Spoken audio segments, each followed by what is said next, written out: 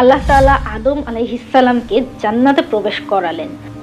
জান্নাত ছিল তখন সৌন্দর্যে ভরা অনন্ত সুখের স্থান। আল্লাহ আদমকে জ্ঞান দিলেন এবং সমস্ত কিছুর নাম শিক্ষা দিলেন।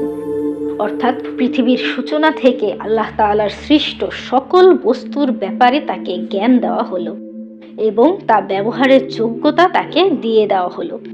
পাহাড়, নদী, গাছপালা, পশু পাখি সমস্ত কিছু সম্পর্কে তাকে শেখানো হলো।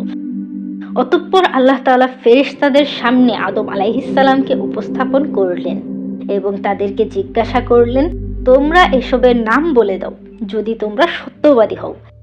উত্তরে ফেরেশতারা বললেন, আমাদের কোনো জ্ঞান নেই, আপনি আমাদের যতটুকু শিক্ষা দিয়েছেন আমরা কেবল তাই জানি।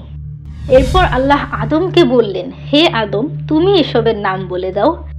তখন আদম আলাইহিসসালাম সমস্ত কিছুর নাম বললেন এবং ফেরেশতারা বললেন, আল্লাহ তাআলা আদমকে খলিফা বানাতে যথার্থ হয়েছেন। আল্লাহ তাআলা ফেরেশতাদের বললেন, তোমরা সবাই আদমকে সিজদা করো। এখানে সিজদা করা মানে ছিল সম্মান দেখানো, অর্থাৎ ফেরেশতাদেরকে বলা হয়েছিল আদমকে সম্মান দেখানোর জন্য। তখন সব ফেরেশতারা সিজদা করলেও একজন করেননি, সে ছিল ইবলিস। সে একজন জিন ছিল, কিন্তু তার উত্তম ইবাদতের জন্য সে ফেরেশতাদের সাথে জান্নাতে জায়গা পেয়েছিল। শুধুমাত্র সে সিজদা করতে অস্বীকার করলো, ফলে সে ইবলিস হলো। আল্লাহ তাকে জিজ্ঞেস করলেন, তোমাকে সিজদা করতে কি বাধা দিল?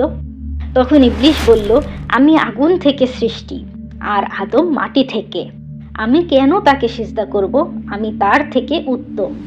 তার এই অহংকারের কারণেই সে অভিশপ্ত হলো।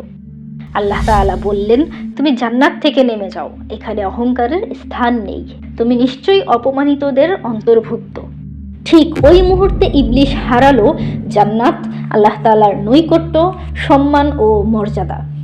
তবুও সে তাওবা করল না, বরং সে আল্লাহ তাআলার কাছে অবকাশ চাইল। সে বলল, হে আমার রব, আমাকে কিয়ামত পর্যন্ত সময় দিন, আমি অবশ্যই মানুষকে বিভ্রান্ত করব আপনার একনিষ্ঠ বান্দা ছাড়া। আল্লাহ তাআলা বললেন, তোকে সময় দেওয়া হলো। ইবলিস আবারও বলল, আমি মানুষকে পথভ্রষ্ট করতে আসব সামনের দিক থেকে, পেছন দিক থেকে, ডান দিক থেকে এবং বাম দিক থেকে। আল্লাহ তাআলা বললেন, বের হয়ে যা এখান থেকে লাঞ্ছিত ও অপমানিত হয়ে। তাদের যে কেউ তোর পথে চলবে, নিশ্চয়ই আমি তোদের সবার দ্বারা জাহান্নাম পূর্ণ করে দেব। অর্থাৎ আদমকে দেখে ইবলিসের সেই প্রকাশ্য হিংসা এবং অহংকারই তাকে অভিশপ্ত করেছিল।